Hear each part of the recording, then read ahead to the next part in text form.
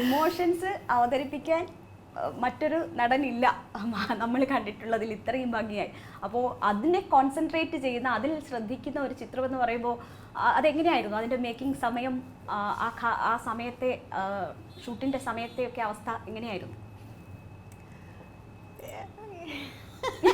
അല്ല, അതില് എനിക്ക് അങ്ങനെ പറയാൻ പറ്റില്ല. കാര്യം എന്താ അറിയോ, അതായത് നമ്മൾ വളരെ സീരിയസ് ആയിട്ട് പറയുകയാണെങ്കിൽ ജോർജ് കുട്ടി ശരിക്കുള്ള ഇമോഷൻസ് അല്ല കാണിക്കുന്നത്. ഇയാൾ ശരിക്കുള്ള ഇമോഷൻസ് കാണിച്ചാൽ പിടിക്കപ്പെടും.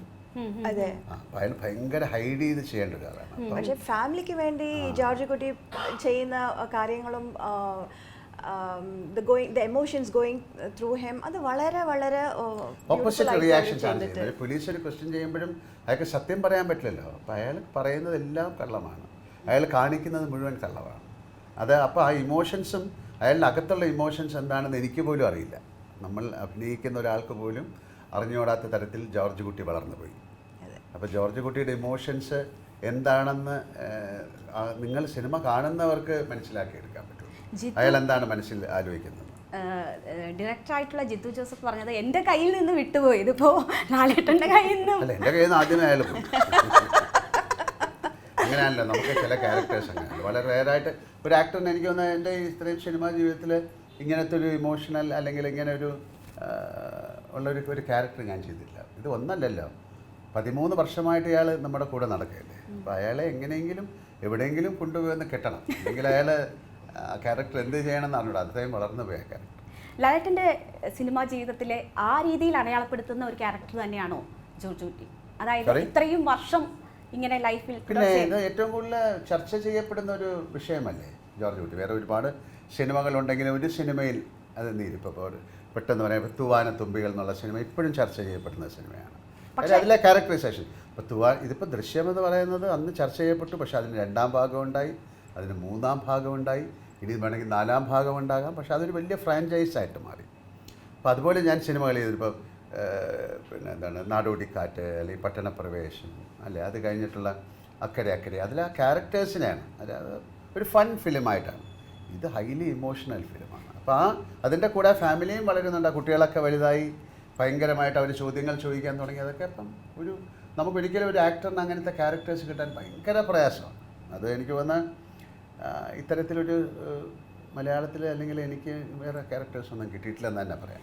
അതെ, ഒരു ക്യാരക്ടറായി ആ സിനിമയുടെ ഷൂട്ട് കഴിഞ്ഞു, അത് പിന്നെ ചർച്ച ചെയ്ത് അല്ലെങ്കിൽ കുറച്ച് ദിവസങ്ങൾ കൂടി അത് ഉള്ളിലുണ്ടാകുമെന്നതിനപ്പുറം പിന്നീട് അതിലേക്ക് തിരിച്ചു പോകേണ്ടുന്ന സാഹചര്യങ്ങൾ വളരെ കുറവാണല്ലോ. ഇതിപ്പോൾ 8 വർഷത്തിന് ശേഷം ഒന്നുകൂടി ജോർജ് കുട്ടിയായി, പിന്നീട് ഇപ്പോൾ 5 വർഷത്തിന് ശേഷം വീണ്ടും ജോർജ് കുട്ടിയായി, അതിലും ഇമോഷണലായി അതിൽ നിൽക്കേണ്ടി വരുവാണ് ആ ക്യാരക്ടറിൽ.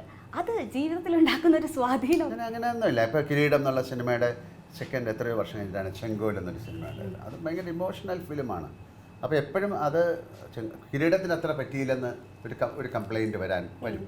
കാര്യം കിരീടം എന്ന് പറയുന്നത് വേറെ സിനിമയാണ്. അത് കഴിഞ്ഞിട്ട് അതിൻ്റെ മുകളിൽ അയാൾക്ക് പോകാൻ പറ്റില്ല, അയാൾ താഴേക്കേ പോകുള്ളൂ. അയാളുടെ ഫാമിലി നശിച്ചു, അയാൾ ജയിലിൽ പോയി, എല്ലാം നഷ്ടപ്പെട്ട ഒരാൾ വീണ്ടും അയാൾ ഏറ്റവും സോബറായിട്ട് നടക്കാനേ ശ്രമിക്കുള്ളൂ. അതുപോലെ തന്നെയാണ് ജോർജ് കുട്ടി. അയാൾക്ക് പക്ഷേ ഇതിൽ അയാൾ സോബറായിട്ട് നടക്കാൻ ശ്രമിക്കുന്നെങ്കിലും അയാൾക്ക് ആ ഫാമിലിയെ പ്രൊട്ടക്റ്റ് ചെയ്യണം. എന്ത് വന്നാലും നിങ്ങളെ ഞാൻ വിടില്ല എന്ന് പറഞ്ഞിട്ടുള്ള ഒരു ക്യാരക്ടറല്ലേ. അപ്പോൾ അത് നമ്മുടെ പേഴ്സണൽ ലൈഫിനെ അതൊന്നും ബാധിക്കുന്നില്ല. അപ്പം നമ്മൾ ഇപ്പം ഞാനും മെയിനായിട്ട് സംസാരിക്കും, നമ്മൾ വീണ്ടും ഒരു വീട്ടിൽ തിരിച്ച് നമ്മൾ പോകുന്ന പോലെയാണ് ഇത്രയും വർഷം കഴിഞ്ഞിട്ട്. അപ്പോൾ അതൊരു റീയൂണിയൻ പോലെയാണ്. ആ വീട് നമുക്കറിയാം, ആ മുറികൾ അറിയാം, അവിടുത്തെ അടുക്കള അറിയാം, അവിടുത്തെ ഭക്ഷണം, അവിടുത്തെ ആൾക്കാരെ അറിയാം, ഡൈനിങ് ടേബിൾ അറിയാം, എല്ലാം അറിയാം. അപ്പം നമ്മുടെ ഒരു ഫാമിലി പോലെ തന്നെയാണ്. അപ്പം അവിടെ ചെല്ലുമ്പം നമ്മൾ ആ ക്യാരക്ടേഴ്സായിട്ട് മാറാൻ കുറച്ചുകൂടെ വളരെ ഈസിയാണ്.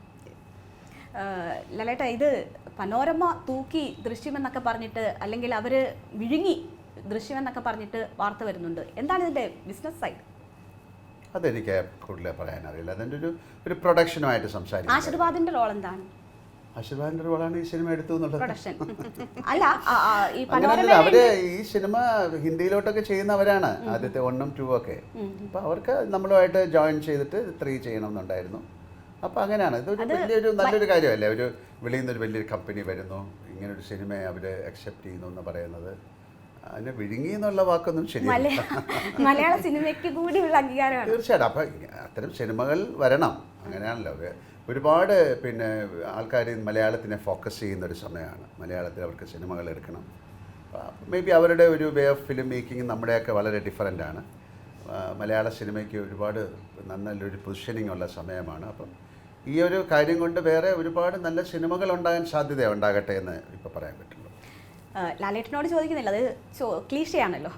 മീന ഇന്നലെ ഈ പ്രസ് മീറ്റിന് ശേഷം വരുമ്പോൾ മലയാളത്തിൻ്റെ മമ്മൂട്ടിയാണ്, മമ്മൂട്ടിയെ പോലെയാണ് മീന എന്ന് പറയുന്നുണ്ട് നടികളിൽ. അതെന്താ? അതെന്ന് വെച്ചാൽ ഒരു മാറ്റമില്ല. Thank you.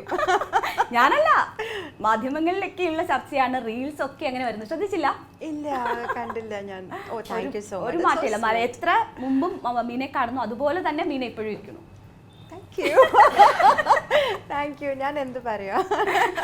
Thank you so much. ഒരുപാട് നായികമാരെ കാണുന്നതാണല്ലോ അല്ലേ? അങ്ങനെ ഒരു നടിയാണ് മീനയെന്ന് ലാലേട്ടന് തോന്നുന്നുണ്ടോ? ഞാൻ പലപ്പോഴും ഞാൻ നോക്കുമ്പോൾ ഇവിടെ തോന്നുമ്പോൾ ശരിക്കും മമ്മൂട്ടിയെ പോലെ തന്നെ ഉണ്ട്. അയ്യോ, അങ്ങനെയല്ലേ ഞാൻ പറഞ്ഞത്. ഞാൻ എത്രയോ വർഷമായിട്ട് അഭിനയിച്ചിട്ടുണ്ട്. അപ്പം ആ കുട്ടി അങ്ങനെ തന്നെയാണ്. അതൊക്കെ ചില ബ്ലെസ്സിങ്സ് ആണ്. കൂടുതൽ വാർത്തകൾക്ക് news 18 Keralam YouTube channel subscribe ചെയ്യുക.